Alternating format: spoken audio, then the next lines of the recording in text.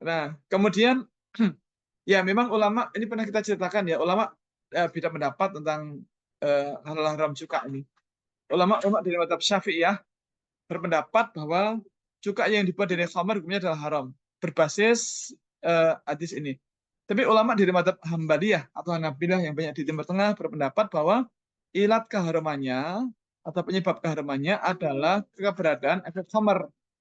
Jadi kenapa khamr itu diharamkan? Karena memiliki efek bisa membuat orang jadi kehilangan kemampuan mengendalikan akal pikirannya, kehilangan kemampuan mengendalikan tubuhnya dan seterusnya. Maka diharamkan. Maka apapun yang memiliki efek bisa menutup akal pikiran yang memabukkan, maka hukumnya adalah disebut sebagai khamr dan semua khamr juga adalah haram. Nah sekarang pertanyaannya adalah cuka ini ya, cuka yang dibuat dari aneka macam minuman keras, apakah masih memabukkan? Ternyata tidak. Nah, karena ternyata tidak, maka para ulama dari mazhab Hambaliyah berpendapat cuka-cuka seperti spirit vinegar, wine vinegar, rice vinegar ini semuanya halal. Karena di produk akhir tidak ada efek homernya gitu. Nah, ini saya sampaikan agar kita tambah wawasan ya. Syafi'iyah begini, Hambaliyah begini. Kemudian roti atau roti tawar bread ya. Nah, all bread ataupun sandwich bread titik kritisnya adalah pada penggunaan emulsifiers. E471, 472 ini termasuk karena kan kita udah tahu emulsifier itu umumnya dibuat dari asam lemak. Nah, asam lemak kalau dari lemak nabati oke. Kalau lemak hewani, hewan apa? Kalau hewan halal oke. Kalau hewan haram boleh. Kemudian kadang ada penambahan spirit vinegar. Saya tidak tahu bagaimana di Korea, tapi orang-orang Eropa itu suka dengan rasa yang agak asam-asam gitu. Nah, maka kemudian roti pun mereka tambahi dengan vinegar, biar agak ada asamnya gitu. Nah, maka kadang ditambah dengan spirit vinegar. Nah, kalau kita dari mazhab Syafi'iyah, maka kita tidak boleh mengkonsumsi bread yang ada emulsifier non halal, termasuk yang ada spirit vinegarnya gitu. Nah, kalau kita Syafi'iyah begitu, maka lebih aman kemudian kita memilih roti yang ada sertifikat halalnya atau ada logo suitability for vegan or vegetarian. Ada logo vegan atau vegetarian. Ya. Tetapi kalau ulama dari mazhab Hambaliyah, sekali lagi beda pendapat ya, menggunakan kaidah fikih istihalah. Maka mereka menghalalkan makanan yang menggunakan emulsifier yang dibuat dari lemak babi, termasuk spirit vinegar. Kenapa? Kaidah fikih istihalah itu menjelaskan bahwa hukum haram itu bisa berubah jika sifat-sifat bendanya berubah. Yang namanya daging babi itu haram, lemak babi haram. Tapi kalau sudah sampai jadi emulsifier seperti E471, E472, maka sifat-sifat babinya udah nggak ada lagi. Jadi meskipun dari babi, maka berubah menjadi boleh dikonsumsi.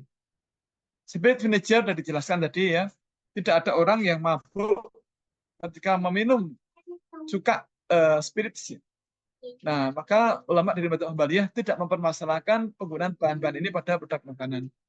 Yang ketiga, mie instan ya.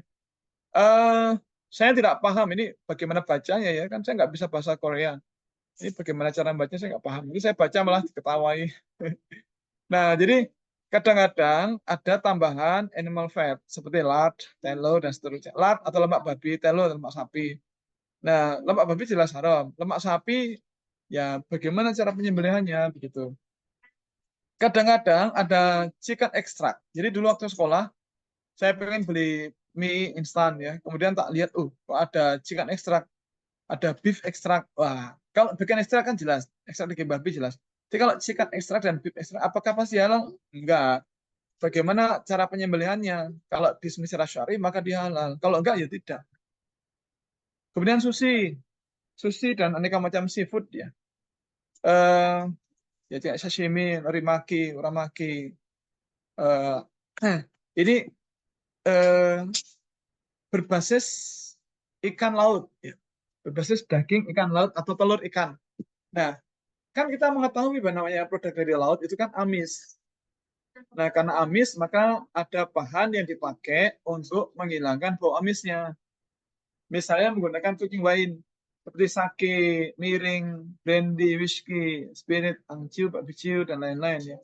Nah, mereka dipakai untuk menghilangkan aroma amis dari sushi dan produk olahannya tadi.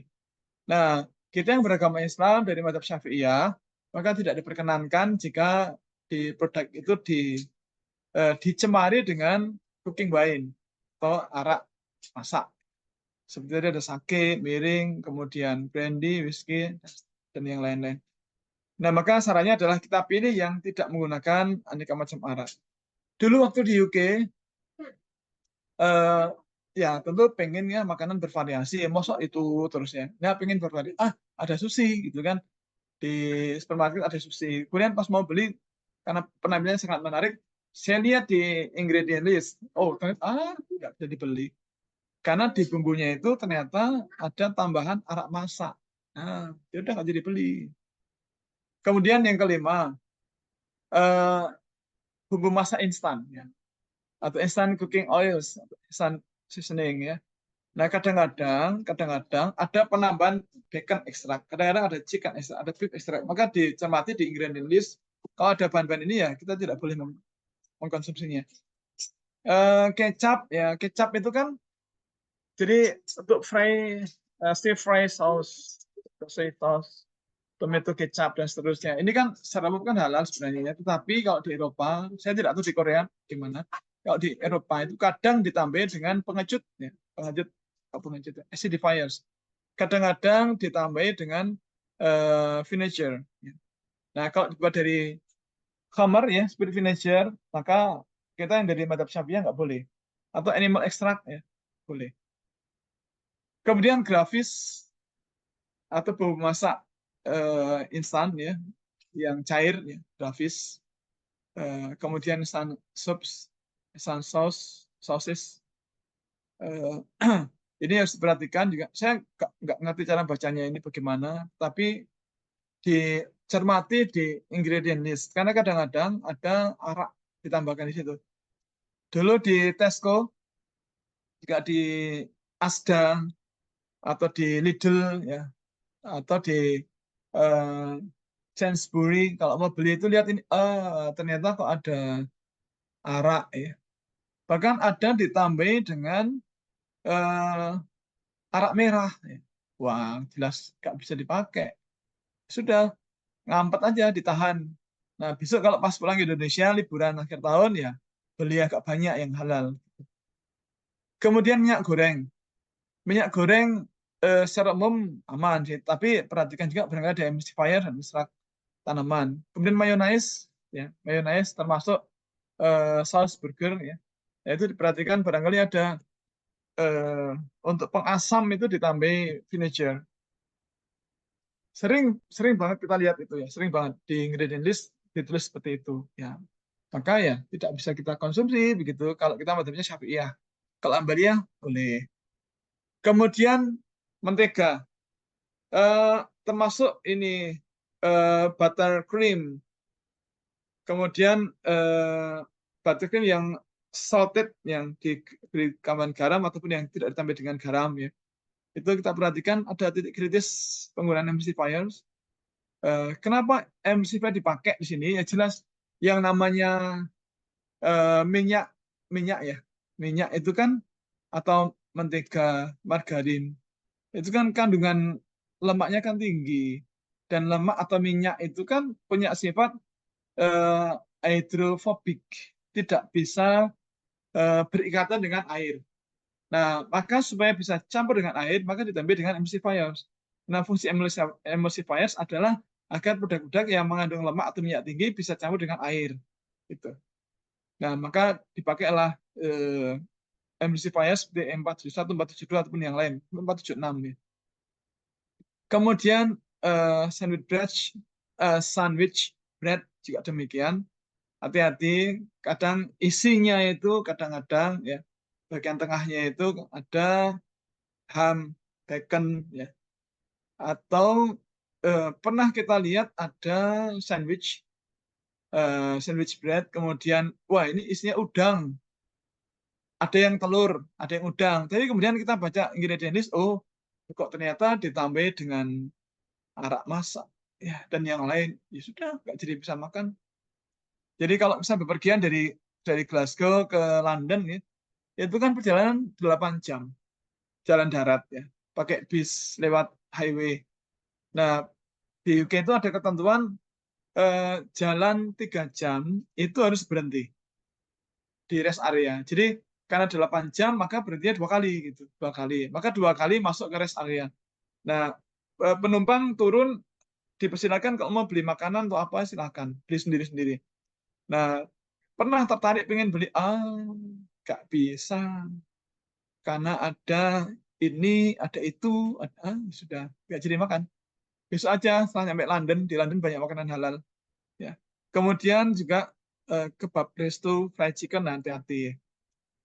Coklat juga demikian, termasuk Belgian coklat, kemudian truffle, kemudian coklat-coklat yang pakai liker, juga dark coklat, hati-hati. Kadang-kadang ada penambahan khamar di situ ya, ada tambah alkohol atau etanol, whisky, brandy, wine, scotch, guide, spirit.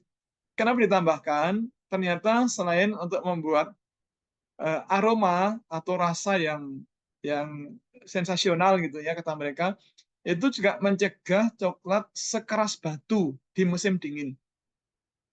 Di negara-negara yang ada musim dingin, tentu coklat itu kan bisa jadi sangat dense ya, sangat padat ya. Nah, itu kalau tidak ditambah dengan arak itu dia jadi keras sekali. Tapi kalau ditambah dengan arak seperti etanol, whisky, brandy, kis, ini ternyata dia jadi lebih empuk ya. Makanya kalau kita pegang coklat-coklat impor, kita bawa ke Indonesia, kita pegang gini di siang hari dia lumer. Nah, kemudian potensi penggunaan gelatin non halal seperti porcine gelatin, juga emulsifiers. Nah, kalau kita Syafi'iyah kita nggak boleh makan ini. Nah, ini jadi ingat dulu. Ini saya foto.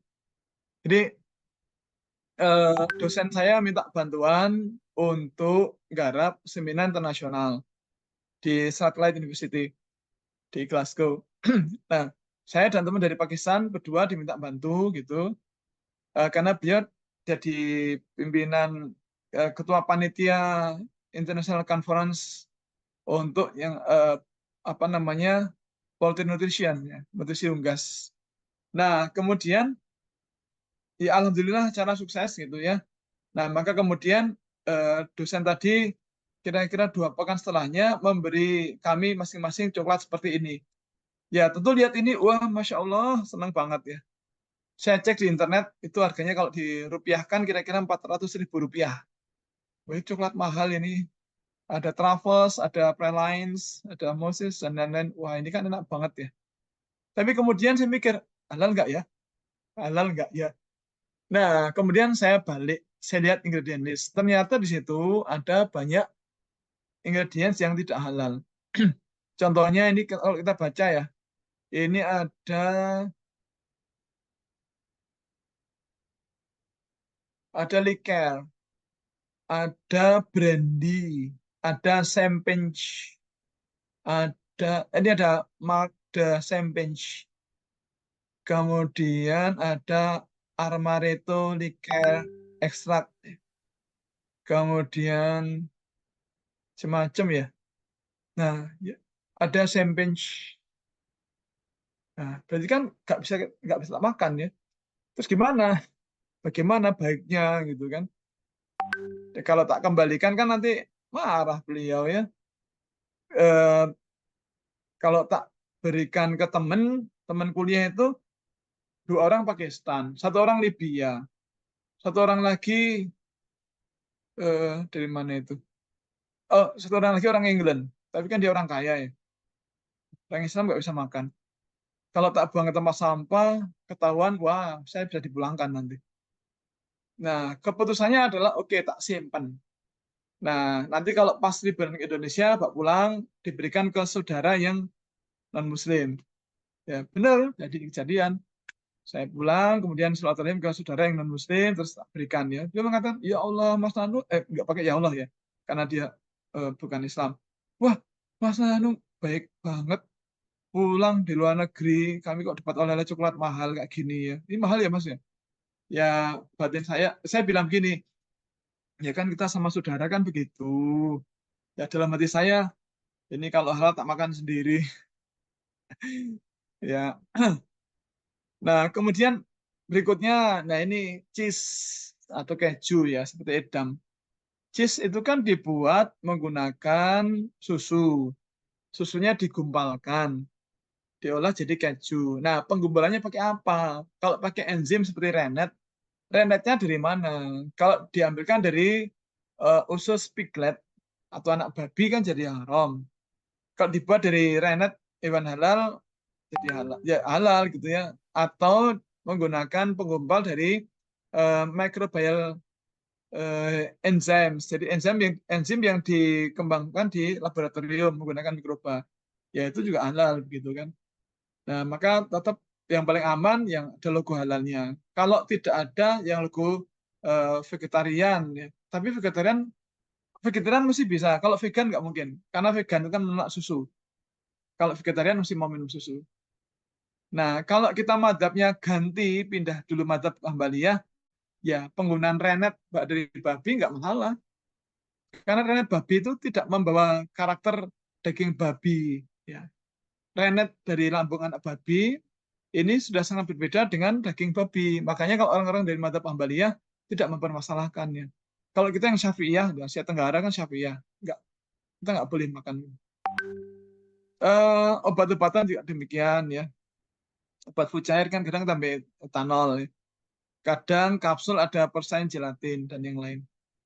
Es krim, nah es krim itu agak banyak titik kritisnya ya. Kadang untuk anti lumernya menggunakan persain gelatin. Kadang untuk tambah aroma dan rasanya ada rum. Kemudian kadang untuk agar produknya itu lebih lembut dan campurnya bagus ditambah dengan emulsifier yang tidak halal. Belum lagi bahan yang lainnya. Maka hati-hati. Termasuk ini kalau kita ke Singapura, konon katanya kalau belum foto selfie di depan patung singa Merlion ya, itu katanya Merlion itu perkawinan antara mermaid sama lion ya, berarti hoax. Nah, jadi kalau belum foto di depan Merlion berarti belum sampai ke Singapura, katanya begitu. Nah, di dekat patung itu ada restoran yang sangat terkenal, laris, dan situ ada dijual es krim. Es krim yang sangat terkenal, banyak orang Indonesia beli, banyak. Ya. Bagi orang-orang Indonesia yang di sana kan berarti orang kaya gitu kan, bisa sampai ke sana. Nah, kemudian saya cermati, oh, satu, tidak ada logo halal. Berarti ada potensi penggunaan bahan yang non halal. Yang kedua, saya lihat jelas banget di kaca itu ditulisnya rum. Wah, ya, pasti tidak halal. Ya. Kemudian roti roti ulang tahun ya, roti manten atau cake, termasuk roti tart Black Forest ini umumnya menggunakan rum. Nah, maka yang paling aman memang kita pilih produk roti bakery yang ada jaminan halal, seperti ada sertifikat halal atau logo halal. Kalau ada berarti di roti cake atau tart atau Black Forest ini tidak ditambah dengan rum. Kemudian berbagai macam bumbu masak ya, seperti pasta salad, mustard salad, creamy sauce, seafood sauces, kemudian barbecue sauce, dan lain-lain ya. Ini kadang-kadang ya ditambah dengan vinegar, cuka ya. Kalau kita yang Syafi'iyah tidak boleh kalau cukanya adalah cuka yang dibuat dari arak. Ya. Terus terakhir yang dihindari kenapa dihindari? Karena ini produk dari babi atau produk dari hewan yang tidak jelas ya. Atau seperti soft candy. Kemudian produk-produk Homer termasuk black pudding. Ya, ya ini hanya contoh kasus ya, contoh kasus. Di Korea akan lebih banyak lagi saya kira. Nah, produk dari babi ya hati-hati seperti pig, hog, pork, ham, bacon dan seterusnya gitu. Saya cermati termasuk hati-hati dengan sosis, sausage, salami, meatballs. Karena mereka semuanya kan digiling. Nah, gilingnya bareng dengan yang lain, yang non halal hati-hati. Nah, kadang gelatin juga ditambahkan pada produk-produk dari babi. Seperti ya ini pernah kita bahas ya, pork. gelatin, ham, dan seterusnya. Dan aneka macam contoh. Kemudian produk-produk yang menggunakan bahan dari binatang, termasuk menggunakan ayam, domba, kemudian kalkun, daging sapi, hati-hati. Nah, kenapa tadi di awal tak ceritakan ya, dari AMC itu lebih baik dan lebih diterima daripada logo halal FA. Karena AMC itu menolak proses pemingsanan sebelum penyembelihan. Nah, tapi sekarang FA menawarkan logo halal yang stun free. Jadi hewan-hewan yang tidak dipingsankan ketika sebelum disembelih. Kemudian blood pudding, ya ini kan banyak ya sekarang ya. Hati-hati dan Vitamax. Kemudian Sundae. Kemudian ini bacanya gimana ya? Seonji Kukbab. Ini pernah ditayangkan ya dulu ya? Saya agak lupa. Pernah Kak Pernah Ustadz. ditayangkan. Sonji Kukpap. Sonji. Oke, Sonji Kukbab. Sonji. Today on the Best Ever Food Review Show, we're eating duck blood soup in Pernah ini ya? Pernah ya ini ya? Kita lewati saja. Nah, Ustadz. Oke, kita lewati. Today on the Best Ever Food Review Show, we Lewati. Ya. Nah, kemudian hati-hati dengan aneka macam soft candy, permen-permen yang lunak ya, termasuk marshmallow. Hati-hati karena permen itu kan umumnya kan keras ya. Tapi kalau dia empuk berarti ada bahan yang membuat dia jadi empuk. Nah, kalau dia menggunakan gelatin, nah gelatin apa? Kalau bovine gelatin, sapinya disembelih secara syar'i, oke. Tapi kalau sapinya tidak disembelih secara syar'i, maka jadi tidak halal kan gitu. Nah, kemudian kalau porcine ini menarik ya.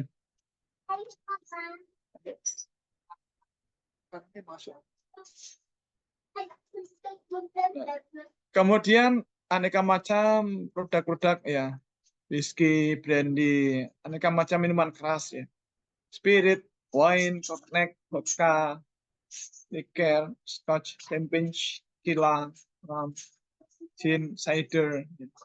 Ini jelas tidak boleh kita konsumsi. Nah, ini English breakfast ini ya kalau kita ikut seminar ya, atau ikut acara-acara pasal itu kan mesti ada English breakfast. Nah, umumnya kalau English breakfast itu dari baked bean. Jadi apa? Kedelai yang diberi saus. Kemudian ada roti tawar. Ada telur ya, bebas telur. Kemudian ada tomat yang dipasang. Ada jamur. Itu standar seperti itu. Nah, kadang-kadang ada sosis. Ada lagi ham. Ada lagi yang coklat hitam ini. Ini adalah black pudding. Nah, black pudding itu ternyata namanya puding, dia dibuat dari usus. Waynebury, Lancashire, Padi, dan England, and seterusnya. we're about Mari to kita lihat. visit Black Pudding Company. Black Pudding. Ini belum ditayangkan atau pernah? Pernah atau belum ditayangkan? Sudah Ustadz. Black Sudah pernah? pudding. Oke, kita lihat. Sudah. Oke, kita lewati saja. Oke. Nah, jadi hati-hati dengan aneka macam produk ya. Untuk black pudding ini kan dia dibuat dari darah binatang, termasuk darah babi, termasuk organ dalam babi, dan seterusnya. Saya kira demikian sebagai pengantar ya. Monggo barangkali ada yang ingin didiskusikan, kita persilahkan. Silakan, monggo. Pak, sekarang kita masuk ke sesi tanya jawab. Nah ya, raise hand dulu ya, kita utamakan. Mbak Ferni, silakan. Jazakallah khair, Mbak Ari. Assalamualaikum, Ustadz. Waalaikumsalam warahmatullahi wabarakatuh. Sehat, Ustadz. Sehat? Alhamdulillah. Ya, Ustadz mau bertanya, izin tanya. Yang pertama, masalah daging kosher, Ustadz. Saya penasaran dan juga belum mencoba untuk lihat literasi tentang daging kosher. Daging kosher ini apa? Ini, Ustadz, ya, sama dengan penanganan dengan daging halal, seperti tidak boleh menggunakan daging babi, khamar, gitu. Dan apakah orang Yahudi yang ada di negara Eropa, Amerika juga hanya memakan daging kosher saja seperti itu?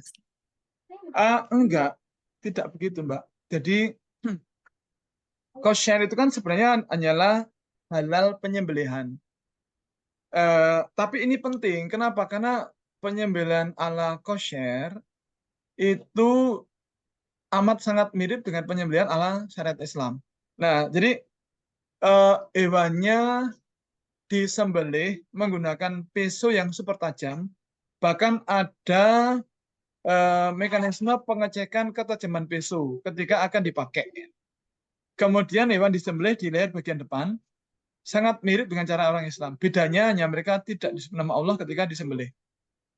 Nah, maka karena tidak disebut nama Allah, maka ya harus pas mau kita makan kita baca basmalah gitu. Lalu apakah kemudian bisa campur dengan produk non halal? Ya bisa. Karena kosher itu hanya melekat pada dagingnya saja. Tapi kan bumbu-bumbunya kan nggak jelas juga itu. Jadi daging kosher, daging dengan logo halal, daging dengan logo kosher bisa kita beli. Tetapi kalau udah campur dengan yang lain-lain ya menjadi tidak halal bagi kita gitu. Itu Mbak. Tadi ada yang belum terlewat, ada yang belum kebaca, belum terjawab kah? Oh, sudah Ustaz. Yang orang Amerika, Yahudi Amerika atau Jewish di Eropa juga berarti mereka lebih serap untuk makan daging kosher ya? Apa sama kayak Muslim juga Oh, nih? sama kayak Muslim, sama kayak Muslim.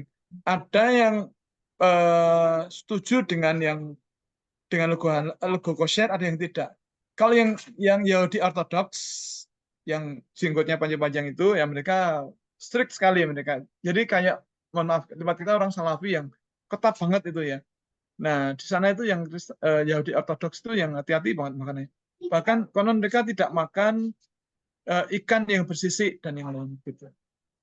Tapi yang makannya sembarangan ya banyak. Apalagi orang-orang Zionis ini, wah kacau ini. Orang Zionis kan menganggap kita ini sebagai bukan manusia ya, bahkan lebih rendah daripada binatang. Makanya mereka membantu orang-orang Palestina, jalur Gaza dan seterusnya. Gitu Mbak. Baik, Ustaz. Kemudian ada untuk masalah yang pertanyaannya B. Jadi ada teman ini yang mau pesan pizza misalnya. Nah, di situ Ya. bilangnya seafood pizza gitu di Korea. Cuman ketika kita tanya ada baconnya. Dan penjualnya bilang, oh bisa kok diambil baconnya. Jadi saya pikir ini teman saya ini pas lagi kan waktu itu berdua beli kan. Akhirnya kita nggak jadi beli karena mikirnya takutnya yang udah diambil itu adonan, maksudnya hem dari adonan seperti Oh, itu. Heeh. oh iya. Itu kan berarti kalau Ya, di KPI haram ya Ustaz ya? oh iya. Jadi barangkali yang dia maksud adalah bacon itu masuk ya, included di situ. Mm-mm. Cuma kemudian ketika dikemas itu baconnya diambil. Nah, Iya, kan iya. sebenarnya kan udah bercampur itu. Tercemar Nah, itu. maka iya, ini kan samar-samar ya, kita nggak tahu ya. Mending dihindari karena kita harus meninggalkan yang gray area yang abu-abu, yang tidak jelas itu harus kita hindari kan gitu. Baik, Ustaz. Kalau mie yang instant noodles itu yang haram ada lardnya, apakah kuahnya atau mie-nya tersebut, Ustaz? Kalau yang saya baca waktu di UK itu tertulis, jadi satu kemasan mie masih mentah ya, masih kemasan itu di situ ada lard, ada bacon extract ya, ada beef extract gitu.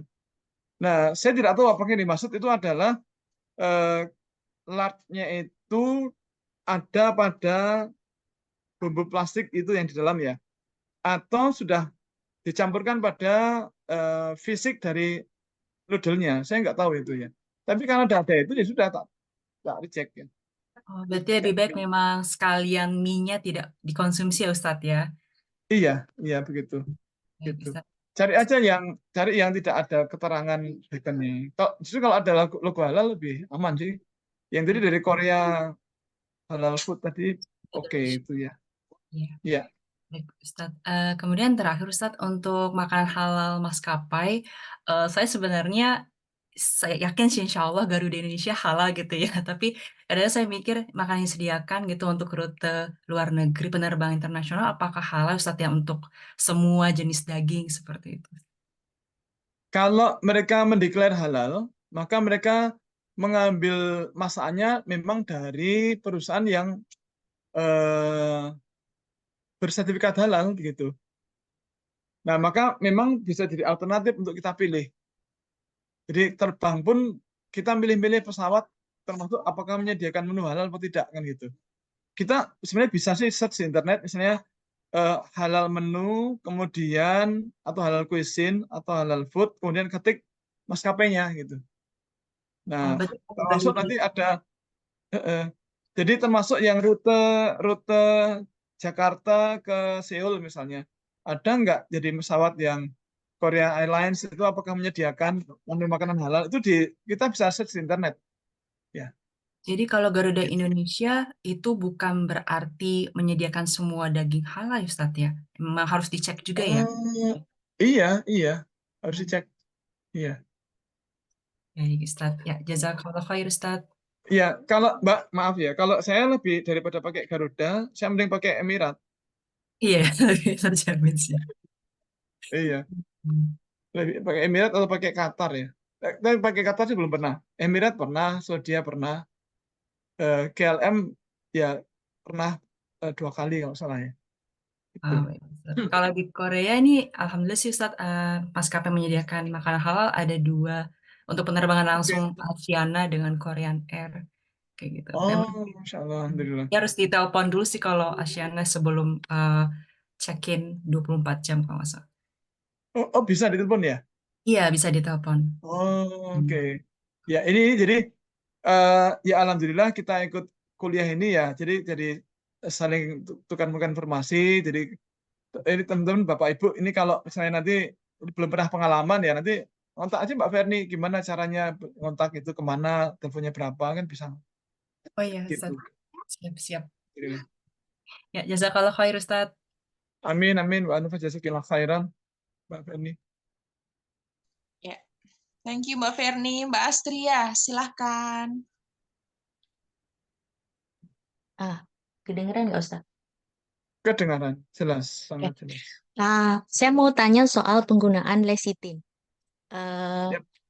jadi ceritanya, saya makan di 2 rumah makan di Korea, rumah makan Indonesia. Nah, kita kan kalau orang Indonesia biasanya pesen kayak gorengan lah, tahu goreng nih ceritanya.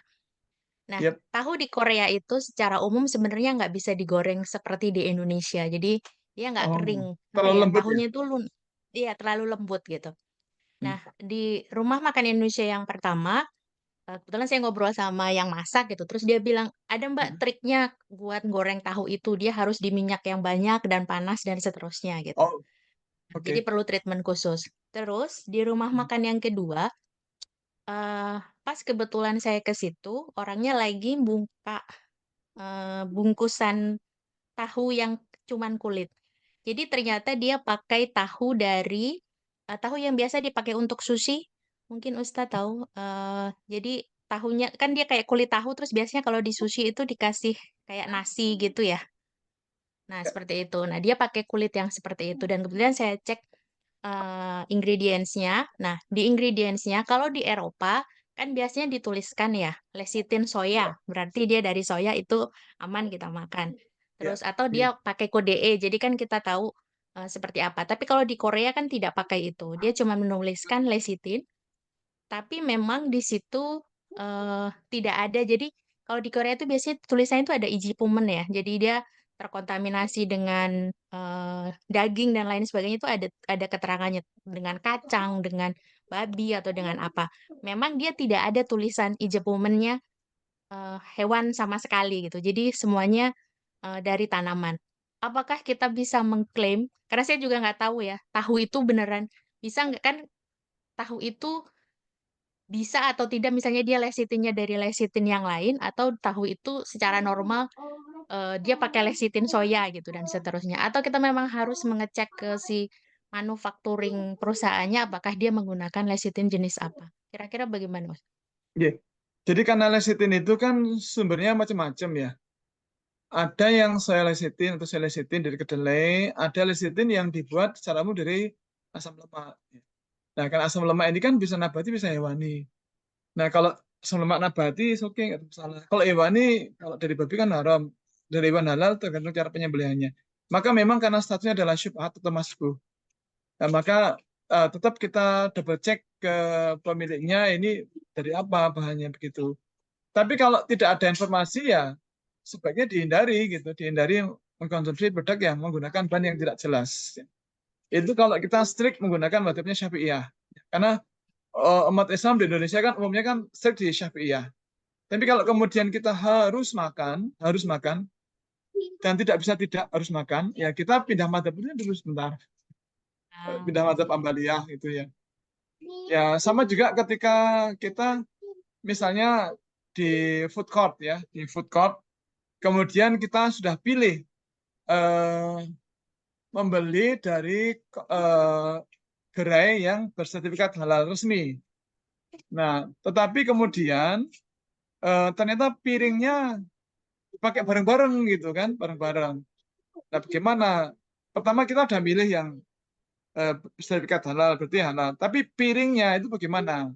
Nah, kan kemungkinan dicuci bareng dengan apa namanya dipakai nyuci bareng dengan piring yang dipakai untuk makan babi kan gitu.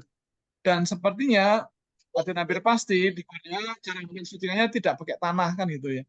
Jadi hanya pakai air dan deterjen, air hangat, kemudian deterjen. Air hangat kenapa? Juga biar larutnya lemaknya cepat gitu kan. Lalu bagaimana? Ini mirip kejadian yang di Thailand. Nah, oke, kita bisa ada dua alternatif. Alternatif pertama, kita tidak jadi makan di situ. Karena kita tidak ada jaminan ini piringnya dicuci dengan cara yang syariah apa tidak.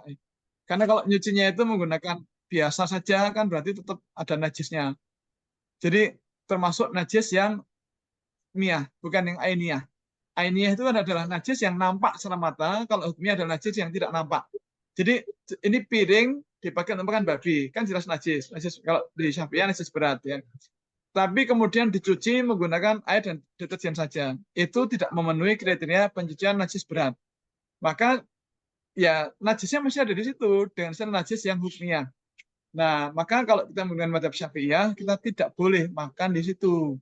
Tetapi kalau kita pindah madhab dulu, Hambaliyah, nah kita bisa makan di situ, pakai piring itu. Kenapa bisa? Karena di Hambaliyah, najis babi itu bukan najis berat, tapi najis sedang.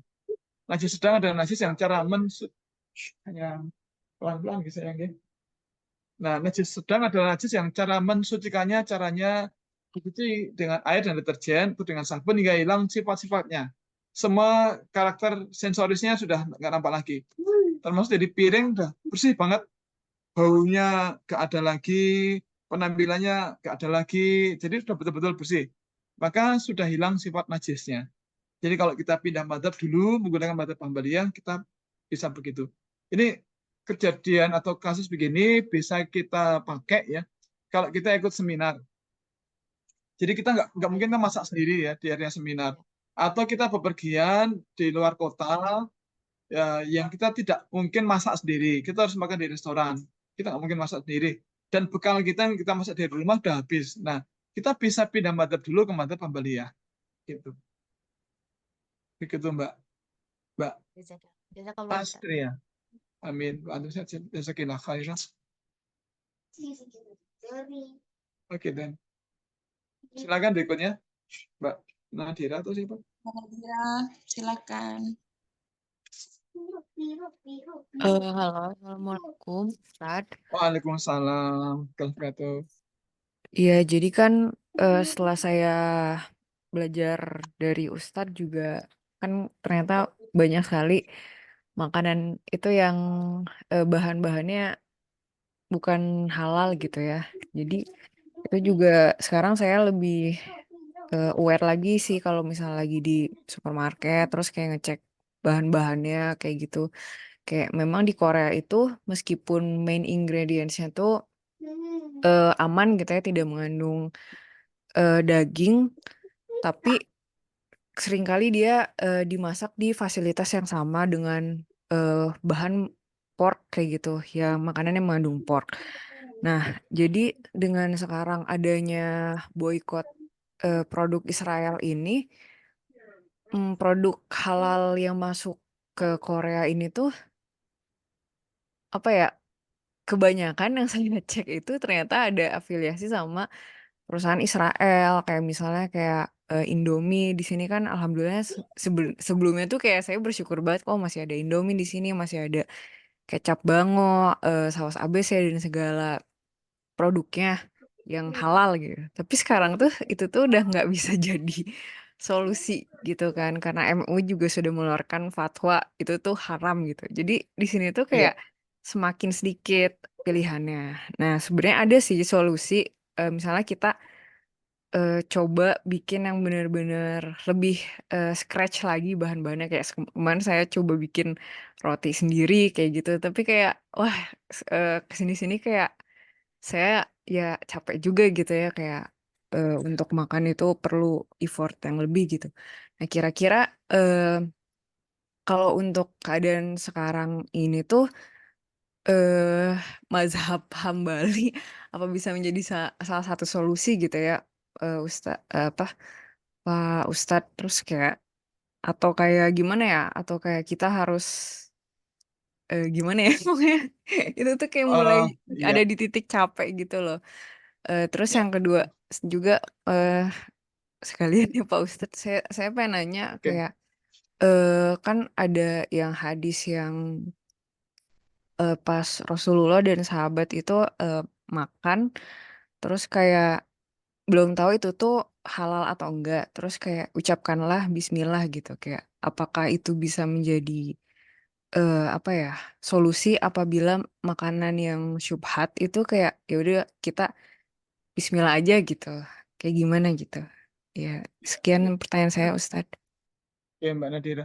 Jadi begini, hadis yang disampaikan Mbak Nadira yang belakangan, itu yang tadi kita baca di awal, bahwa kejadiannya adalah, jadi yang dikisahkan oleh Bunda Aisyah, ada seorang yang baru masuk Islam, datang ke Nabi, menceritakan ada suatu kaum yang menghadiahi kami dengan daging. Tapi kami tidak tahu ini dibacakan basmalah atau tidak ketika disembelih gitu. Tapi dagingnya daging hewan halal, mungkin onta atau kambing atau domba atau sapi gitu ya. Jelas itu daging hewan halal. Kemudian ditanyakan, ini baca basmalah, kami tidak tahu ini dibacakan basmalah apa tidak ketika disembelih. Nah, kenapa kemudian ada dugaan itu daging hewan halal? Karena tidak mungkin orang nanya, ini ada daging babi, dibaca bismillah apa tidak kan nggak mungkin ya. Jadi ini daging hewan halal, tapi tidak tahu disebut nama Allah apa tidak. Nah, maka untuk konteks ini kita bisa membaca basmalah, kemudian menyantap. Jadi dengan catatan ini daging hewan halal. Jadi sudah pasti daging sapi atau onta atau kambing atau domba sudah pasti. Tapi kalau tidak jelas, kita nggak bisa menggunakan hadis tadi karena ketidakjelasan itu tidak bisa diselesaikan dengan sekedar baca basmalah. Meskipun kalau dulu kita pernah tidak sengaja makan daging babi, oke, itu kan dulu kita nggak tahu, nggak apa-apa, itu kan dulu. Yang penting besok tidak lagi. Lalu bagaimana kalau kemudian kita berada di situasi sudah sangat lelah ya, ini ada makanan halal, tetapi kok berafiliasi ke Zionis, ya, bagaimana? Terus apakah kita lebih memilih pindah madzhab dulu ke Hambaliyah atau bagaimana? Ya. Yang Hambaliyah ini dia tidak berafiliasi dengan Zionis. Nah, monggo. Jadi silakan ditimbang-timbang mana yang lebih rendah madorotnya. Ya. Antara beberapa pilihan tadi. Kalau kita melihat bagaimana saudara-saudara kita dibantai oleh orang-orang Zionis ya, yang sama sekali tidak mengenal kemanusiaan. Karena memang ternyata orang-orang Zionis itu menganggap orang di luar bangsa mereka itu bukan manusia, bahkan lebih rendah daripada binatang. Makanya mereka membantai anak kecil, membantai manusia, itu tanpa belas kasihan sama sekali. Karena mereka menganggap kita yang di luar bangsa mereka itu bukan manusia. Itu kan sangat keji, sangat keji. Maka oke lah untuk menghentikan perlakuan mereka yang semena-mena itu ya pilihan terbaiknya adalah kita boykot. Nah kita boykot agar mereka nggak laku. Karena kan mereka kan penyembah duniawi. Hidup mereka adalah duniawi. Begitu mereka kehilangan duniawi, mereka bingung. Mereka mungkin bisa bunuh diri dan seterusnya ya. Nah maka di kondisi yang sekarang ini bisa saja kita memilih menghindari produk-produk yang kita ketahui berafiliasi ke gerakan Zionis dan kita lebih memilih untuk menggunakan madzhab Hambaliyah. Yang penting perusahaan atau produk yang kita beli ini tidak ada afiliasi juga ke Zionis. Jadi bisa ulama-ulama Hambaliyah itu tidak kurang kepintarannya, hanya di antara Syafi'i dan Hambaliyah hanya berbeda cara memandang sesuatu hukum saja gitu. Jadi barangkali lebih aman kita pilih yang menggunakan madzhab Hambaliyah tadi itu. Kira-kira demikian Mbak Nadira. Oke Pak Ustadz, terima kasih banyak. Amin amin ya. Jazakallahu khairan. Next, Mbak Nana. Ya, Iya, Ustadz, nah, tadi kan yang silakan. pewarna itu kan ada titik kritisnya juga kan, Ustadz. Itu pewarna dari apa biasa, Ustadz, ya? Yang titik kritisnya itu. Macam-macam ya, Mbak. Macam-macam. Karena kadang-kadang ada juga yang ada potensi bahan harum yang ditambahkan. Ya. Jadi untuk dari penstabil dari pewarna. Jadi pewarna itu kan ya kadang bisa pudar, ada yang kemudian warnanya bagus ya, awet itu ya. Nah, kadang-kadang itu ada yang ditambah dengan penstabil pewarna itu. Nah, maka memang yang paling aman kalau kita Syafi'iyah ya kita pilih yang bersertifikat halal pewarnanya. Nah, di Indonesia sudah banyak sih pewarna yang bersertifikat halal. Baik produk lokal maupun produk impor itu ada itu. Cuma kalau kita di Eropa atau di Korea yang tidak ada kejelasan, ya sudah kita pakai ambalnya aja dulu sebentar gitu ya. Gitu, Mbak. Oke. Nah, yang B, Ustadz, soal roti, Ustadz. Terus sebenarnya roti-roti yang dia punya titik kritis itu berlakunya roti untuk yang, apa namanya, kayak dia tuh yang levelnya level yang udah kayak brandnya terkenal, terus dia lembut banget, atau termasuk roti-roti yang mungkin di jajan pasar yang juga, maksudnya yang di pasar juga kita sering beli, Ustadz. Kadang-kadang mikir ini, Ustadz, kan kita misalkan kayak di sini, misalkan kayak di warung-warung atau di toko-toko, Ustadz, di restoran tuh ya, di Indonesia gitu kan. Itu kan sebenarnya kan mungkin kita bisa tanya nih titik kritisnya kayak, ini minumnya rumah atau enggak, makanannya ada mengandung apa aja. Cuma kalau roti kan kadang mereka nggak tahu ya, Ustadz ya. Ini bahannya apa aja gitu. Nah, sebenarnya kalau tadi titik kritisnya roti kan ada yang berhubungan sama babi juga kan, Ustadz. Nah, apakah sebenarnya kita makan di tempat-tempat yang dia juga jual roti, nge-serve roti juga, tapi kita nggak jelas rotinya itu sendirinya bahannya apa, itu gimana, Ustadz? Apakah juga jadinya kita nggak boleh makan di sana ya? Karena sebenarnya dari segi minuman, makanan kita memastikan nih semua bahannya halal. Cuma masalah roti ini aja, Ustadz, yang kita nggak tahu, karena kadang pegawainya pun juga nggak tahu bahan-bahan asalnya ini apa, Ustadz, gitu, untuk si roti ini.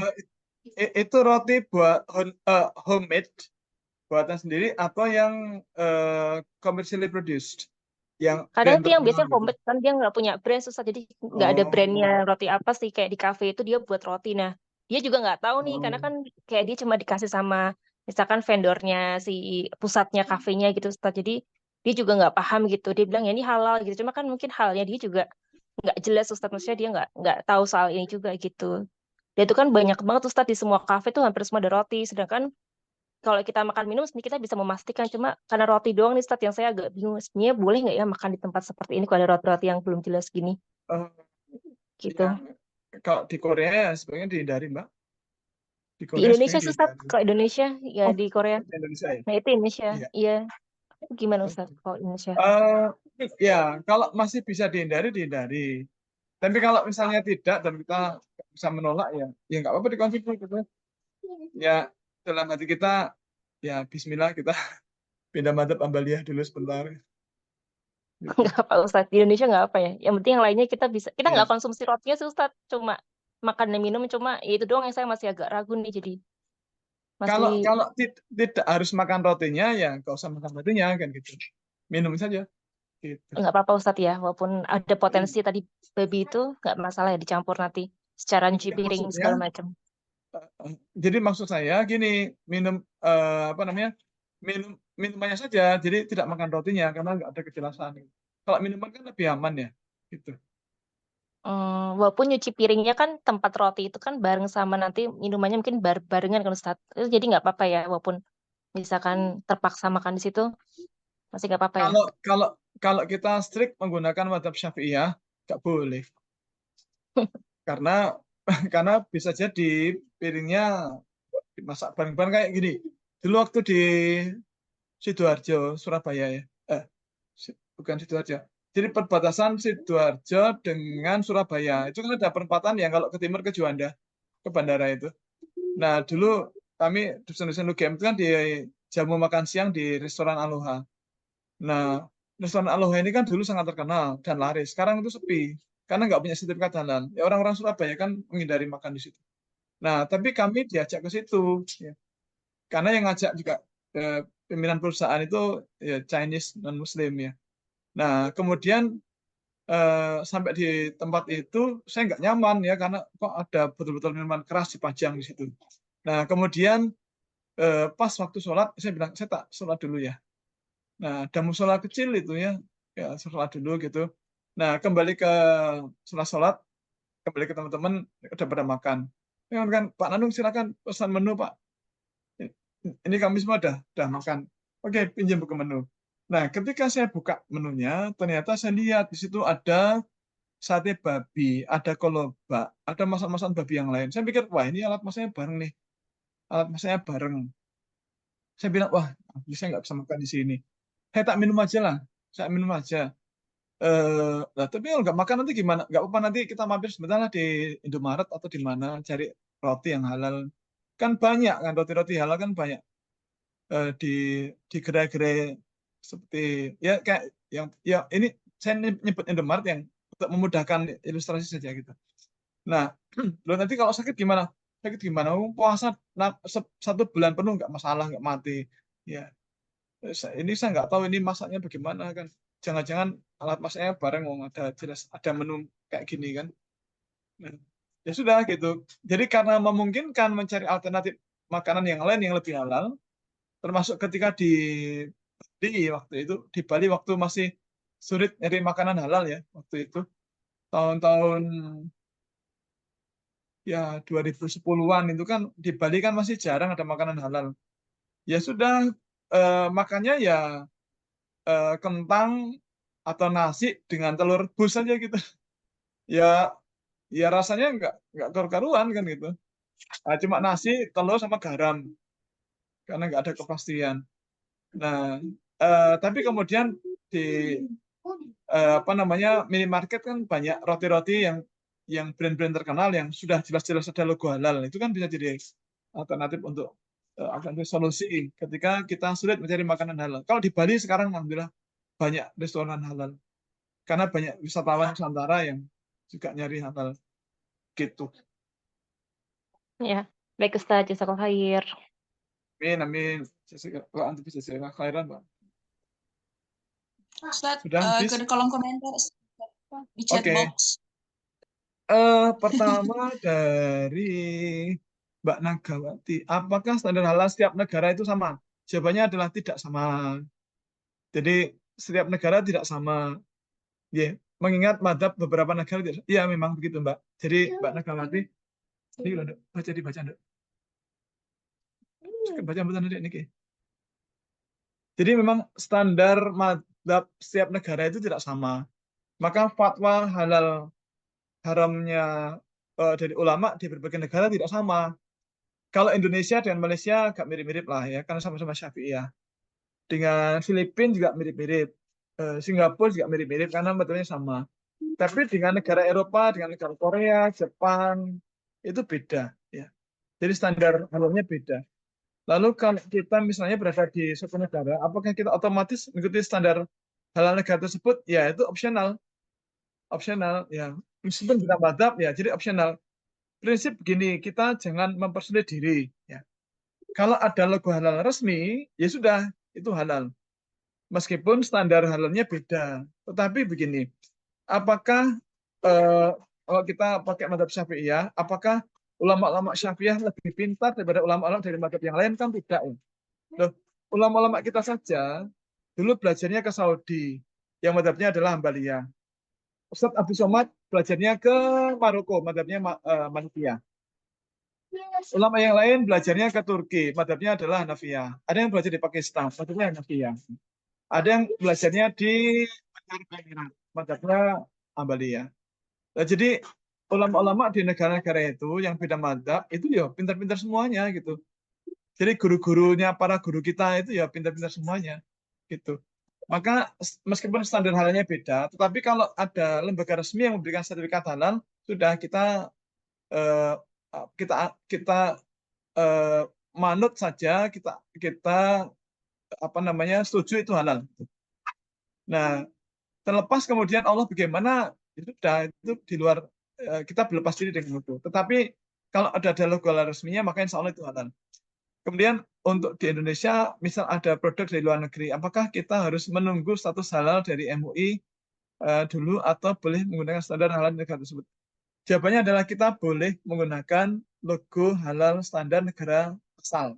Gitu, Mbak. Itu ya, Mbak Nagawati ya. Jazakallah khairan. Amin. Antum jazakallah khairan. Kemudian Mbak Ona, ternyata baru paham pentingnya belajar madhab ya. Iya memang gitu. Dulu pas masa ngaji, ustaznya tidak mudah berpindah madhab ya untuk satu rukun saja. Ya memang itu opsional ya. Mau stick di satu madhab atau kita bisa menggunakan madhab yang lain, itu pilihan ya. Tetapi kalau menurut saya ulama-ulama semua madhab itu semuanya pintar. Semuanya pintar. Ulama-ulama dari madhab Hambaliyah ya. Ya contoh ulama kibar, 21 ulama paling penting di Arab Saudi. Itu kan semuanya ahli ilmu semuanya. Dan guru-guru ngaji kita belajar dari mereka. Ya. Ketika belajar di Arab Saudi. Ketika guru-guru ngaji kita belajar di Sudan misalnya, ya di sana ulamanya pintar-pintar. Guru-guru ngaji kita belajar di Maroko, ya di sana pintar-pintar. Jadi semua ulama, guru-guru ngaji kita, itu kan pintar-pintar semuanya. Masalah kemudian kita tidak mau menerima madhab yang lain, ya monggo saja. Tetapi yang jelas pengetahuan agama mereka, bahkan amaliyah mereka jauh lebih bagus daripada kita gitu. Maka yang nggak ada masalah kita pindah madhab ya. Termasuk yang contoh paling gampang ya. Kita di Indonesia madhabnya Syafi'iyah. Syafi'iyah itu terkenal kalau sholat yang sholat yang apa namanya jahriyah, yang dikeraskan al-fatihahnya seperti subuh, maghrib, isya, tarawih, sholat Jumat, sholat id yang jahriyah, dijahar. Itu kan ketika membaca al-fatihah, basmalahnya dibaca dan dijahar, dikeraskan. Itu madhabnya Syafi'iyah. Nah, tetapi ketika kita ibadah haji atau umrah di Mekah, di Madinah, di Jeddah, di Riyadh, pas kita piknik di Riyadh ya, atau ke Arafah, para ulama yang memimpin sholat ternyata saat baca al-fatihah basmalahnya dibaca tapi sir pelan.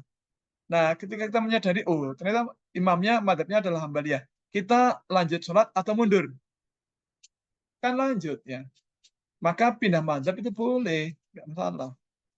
Nah, kalau ini kalau saya loh ya, kalau kita menolak pendapat madhab yang lain itu kita kok kayak sombong ya, dan kita mempersulit diri kita sendiri. Yang sebenarnya itu boleh, tapi kita mempersulit diri sendiri, kemudian kita yang susah sendiri kan gitu. Begitu Mbak. Kemudian soal makanan yang dikonsumsi, bagaimana cara atau syarat untuk menggunakan madhab yang berbeda? Apakah pas bepergian ke luar negeri kita bisa memudahkan diri dengan menerapkan madhab yang berbeda dan gak ada yang bisa dikonsumsi selain itu baru kemudian kita beli pindah madhab, atau bagaimana syarat ketentuan pindah madhab? Begini, sekali lagi prinsip pindah madhab adalah kita meyakini ulama-ulama 4 madhab besar itu semuanya paham agama. Mereka ahli-ahli ilmu semuanya. Hanya beda sudut pandang ketika melihat sesuatu. Ya. Nah, maka halal menurut para ulama dari madhab Hambaliyah, Malikiyah, Hanafiyah itu semuanya benar. Ya. Seperti begini, kalau kita dari Surabaya mau ke Jakarta, yang benar yang mana? Naik apa? Apakah naik pesawat, naik kereta, naik mobil pribadi, atau pakai yang lain? Antara yang naik pesawat, naik kereta, bawa mobil sendiri, yang benar yang mana? Kan tiga-tiganya benar. Hanya beda saja. Oh, saya punyanya mobil, ya saya pengen menikmati perjalanan. Ya silakan aja. Oh, saya baru buru-buru saat pesawat, ya silakan aja. Oh, saya kepengen naik kereta, apalagi ya kan sekarang ada kereta yang panoramik ya. Kereta yang kacanya lebar, atapnya juga dibuka gitu. Jadi bisa melihat pemandangan di sekitarnya. Apalagi kalau di Korea kan banyak pemandangan indah-indah misalnya. Atau pas kita piknik ke Swiss misalnya, atau ke Perancis, atau ke Eropa, pakai kereta yang panoramik ya, kita bisa lihat kanan kiri. Kalau naik pesawat cuma sebentar, kita nggak bisa menikmati pemandangan. Jadi menggunakan pendapat madhab yang berbeda itu boleh. Mereka semuanya benar. Lalu kapan kita bisa pindah madhab ya kapanpun ya terserah kita gitu ya. Apalagi dalam kondisi yang betul-betul kita tidak memungkinkan untuk kekeh di madhab kita gitu. Ya, demikian ya Mbak Ona. Kemudian Udah, Ustaz. Oke.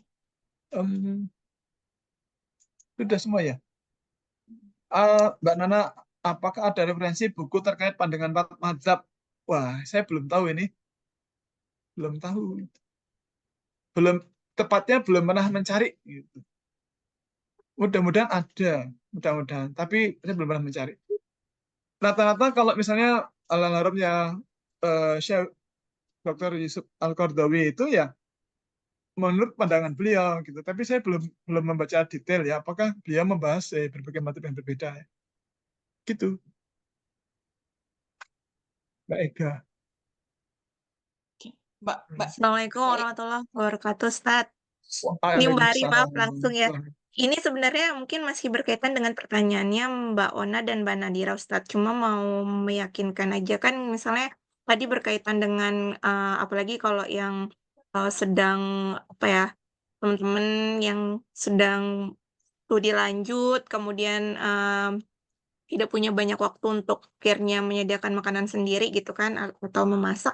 Kemudian akhirnya terpaksa untuk pergi ke misalnya yang paling murah kan adalah kantin mahasiswa ya Ustadz ya. Nah, kemudian akhirnya tidak memilih untuk yang yang ini nih yang secara terang-terangan ada daging babinya gitu kan. Kalau di sini kan disebutnya gogi gitu Ustadz. Nah, terus Ya. akhirnya yaudah makan yang agak-agak yang ibaratnya kelihatannya tidak ada gitu. Tapi kan misalnya pun tidak terlihat secara zahir gitu ya Ustadz ya kan, mungkin kan mereka mungkin gitu. Tapi ini juga belum bisa dibuktikan karena kita kan nggak langsung melihat mereka memasaknya gitu kan, menggunakan penyedap. Dan penyedap sendiri kan kalau di Indonesia aja kan dulu sempat viral juga gitu, ada beberapa merek penyedap yang menggunakan bahan mengandung babi gitu Ustadz ya. Nah, ini apakah tadi diperbolehkan gitu kan untuk mengganti mazhab gitu? Apakah sebenarnya itu sebenarnya bukan dalam koridor mengganti mazhab gitu kan dengan kondisi tersebut? Nah, itu dari pandangan Ustadz sendiri bagaimana Ustadz? Gini Mbak, jadi memilih yang lebih halal itu bagian dari jihad kita. Dan nilai jihad itu sangat tinggi di hadapan Allah Subhanahu wa taala. Itu satu. Yang kedua, mencari yang halal itu kewajiban bagi kita. Maka sedapat mungkin, sebisa-bisanya kita memilih produk yang pasti halal saja yang kita konsumsi. Ya. Yang ketiga, jika ada produk yang meragukan, maka wajib kita tinggalkan. Tidak kita konsumsi, tidak kita beli. Kemudian yang keempat, jika memang ada produk yang halal, pasti halal, dan produk yang meragukan, kita pilih yang pasti halal. Kita hindari, kita tolak yang meragukan. Ya. Kemudian yang kelima, ulama-ulama dari berbagai mazhab, sekali lagi itu kan semuanya pintar ya. Terkait misalnya kasus dulu pernah ada viral kasus Ajinomoto misalnya. Karena mikrobastaternya kan dikulturkan dari batu zaitun ya, di dead flesh atau daging bangkai babi ya. Medianya tidak halal. Kemudian mikrobanya diambil, kemudian dipakai untuk mengembangkan vaksin itu.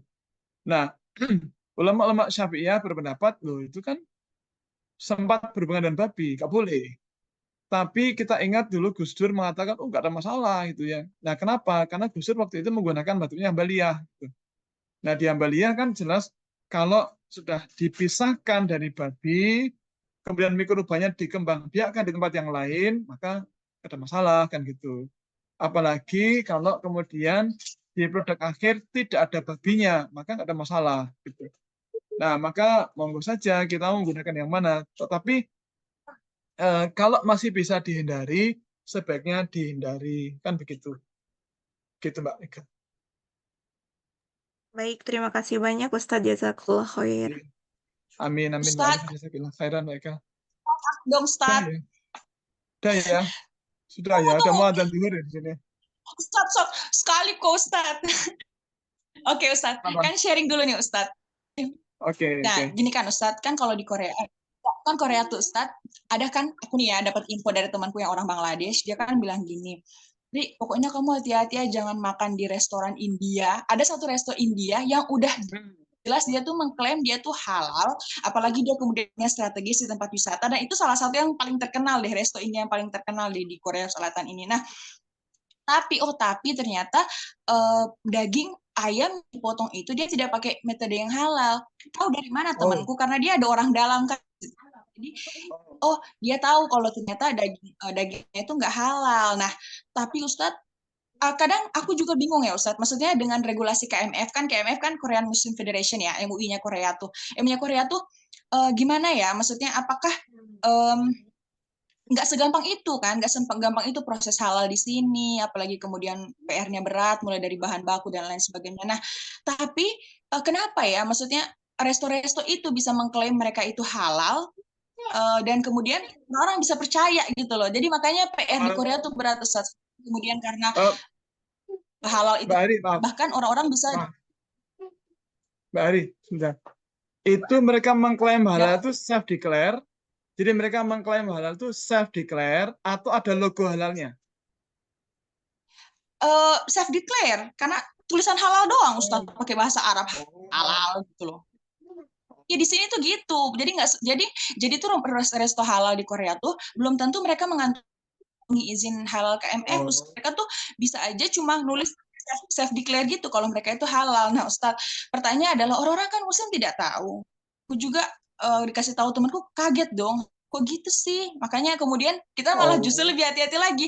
Sekalipun udah halal, kita belum tentu bisa gitu loh untuk konsumsi gitu loh. Nah, Ustaz, apakah dosanya kalau kita bicara, apakah dosa yang ditanggung itu dosa? Karena kan orang-orang jelas nggak tahu kan Ustaz kan, mereka kan percaya aja tuh logo halal, tulisan halal tuh, deklarasi halal itu kan mereka percaya aja. Apakah emang kalau begitu dosanya itu ditanggung mereka orang-orang yang kemudian berbohong, berdusta itu Ustaz? Ya, sebenarnya kasusnya itu sederhana, Mbak. Itu sama persis yang terjadi di Indonesia. Sama persis. Jadi di Indonesia itu banyak pengusaha yang self declare, ngaku-ngaku halal sendiri, itu banyak. Nah, kalau ngaku-ngaku halal begitu, jadi ngaku halal ditulis halal sendiri, tetapi tidak punya sertifikat halal terus pemerintah ya. Itu sama dengan pengusaha di Korea ngelabeli halal tanpa logo halal resmi dari KMF. Jadi sebenarnya poinnya adalah ya mereka sertifikat, apakah kemudian KMF disalahkan? Ya tidak, karena tidak ada regulasi harus melalui KMF, kecuali kalau mereka menggunakan logo KMF. Artinya mereka minta sertifikat halal dari KMF, kemudian KMF mengaudit, kemudian ditemukan itu tidak halal, tapi tetap memberikan sertifikat halal, itu beda cerita. Nah, tapi karena mereka self declare dan tidak melalui KMF, itu mereka terpisah dari KMF. Jadi KMF tidak dipersalahkan. Bahkan Rumesa Sabila pun tidak dipersalahkan di situ ya. Karena mereka tidak minta sertifikat halal dari Rumesa Korea Selatan kan gitu ya. Nah, jadi KMF tidak dipersalahkan. Ya, sekarang kalaupun mereka menggunakan bahan yang tidak halal, yang disalahkan siapa? Yang disalahkan yang menggunakan produk bahan haram itu. Misalnya pengusahanya yang hanya cari keuntungan dengan menuliskan halal untuk mengelabui pembeli Muslim. Yang dipersalahkan ya di hadapan Allah ya orang yang menipu itu. Ya. Nah, maka memang kalau logo halalnya bukan resmi, ya sebenarnya sama dengan tidak ada kepastian halal kan gitu. Sama juga dengan di Indonesia, kalau logo halalnya itu hanya logo halal, bukan logo halal, tapi tulisan halal biasa, tanpa ada logo halal resmi, maka itu sama artinya dengan tidak punya sertifikat halal. Karena memang mereka tidak punya sertifikat halal, maka tidak ada jaminan halal, kecuali yang dijanjikan sendiri oleh pengusahanya. Karena kalau dijanjikan sendiri oleh pengusahanya, ya jelas-jelas tidak ada kepastian. Gitu. Iya. Oke. Ada lagi satu, Ustaz. Karena tadi Ustaz cerita, maksudnya berdasarkan pengalaman Ustaz di UK, kapan, aku ini ya bertanya maksudnya di situasi apa Ustaz ketika waktu Ustaz masih ada di UK itu, Ustaz memilih untuk switch mazhab? Karena tadi kan aku lihat, karena memang itu kan maksudnya jadi apa ya Ustaz, jadi cerita inspiratif kan buat kita yang lagi tinggal di luar. Nah, kita kepengen switch, ketika kita berada di situasi mau switch mazhab nih kan, terus tapi itu terbatas, maksudnya kondisinya terbatas dalam artian kayak gini loh Ustaz. Kalau aku switch mazhab tuh ketika ada di situasi aku beli produk ini dia tuh ada tulisan emulsifier misalnya. Aku ingat aku beli coklat, ada tulisan emulsifier misalnya. Nah, terus karena dia nggak ada jelasan tulisan apa ya, maksudnya nggak ada keterangan apa, cuma emulsifier doang di komposisinya kan. Oh ya udah, oke inilah kita coba kayak begitu. Apakah atau dapat oleh-oleh Ustaz? Oke tunggu contoh-contoh lain. Dapat oleh-oleh dari coklat Belgia kemarin. Nah, aku lihat kok ini nggak ada tulisan apa, cuma ada keterangannya cuma emulsifier doang Ustadz. Nah, waktu itu kita mikir, oh ya udah nggak apa-apa, ini bolehlah kalau kita switch mazhab Ustadz. Nah, kalau Ustadz sendiri tadi kan, kecuali kalau merek coklatnya tuh, kecuali kalau dalam ingredientsnya tuh jelas ketulis whisky lah atau brandy kayak tadi Ustadz bilangnya apa alkohol, atau kemudian yang jelas-jelas babi, jelas-jelas alkohol tuh bener-bener no, nggak ada ampunan untuk bisa switch mazhab itu kan Ustadz. Nah kalau Ustadz sendiri di situasi apa ketika waktu Ustadz masih di UK, Ustadz kemudian memilih untuk switch? Waktu di UK saya belum berpikir switch karena ilmunya masih waktu itu sangat sedikit ya. Waktu itu hanya wah kalau ada ini enggak, ada ini enggak, ada ini enggak, ada ini enggak, ada ini enggak. Jadi tidak berpikir kemudian pindah mazhab enggak. Karena waktu itu belum paham ya. Ya, jadi belum tahu bahwa ternyata kaidah fikih istihalah itu dipakai oleh para ulama dari mazhab Ambaliyah untuk menghalalkan apa yang oleh mazhab Syafi'iyah itu tidak diperkenankan ya. Jadi termasuk emulsifier yang dari bahan yang tidak jelas atau dari babi misalnya dalam bentuk E471, 472 atau dari 441 ya gelatin ya. Nah, maka apa namanya? Waktu itu kalau memang ada lecitin saja gitu ya, saya tidak akan ambil gitu. Waktu itu sangat strict gitu. Gitu Mbak. Ustadz, thank you. Siapa ini pemenangnya door prize hari ini? Saya kira Mbak Astria Ijriani ya, yang beruntung hari ini ya. Jazakallah khairan kasiran. Ini udah sampai pertemuan 11, sebentar lagi selesai. Wow. Ya, terima kasih Ustadz untuk hari ini. Teman-teman, terima kasih. Mari kita akhiri dengan doa kafaratul majelis. Subhanakallahumma.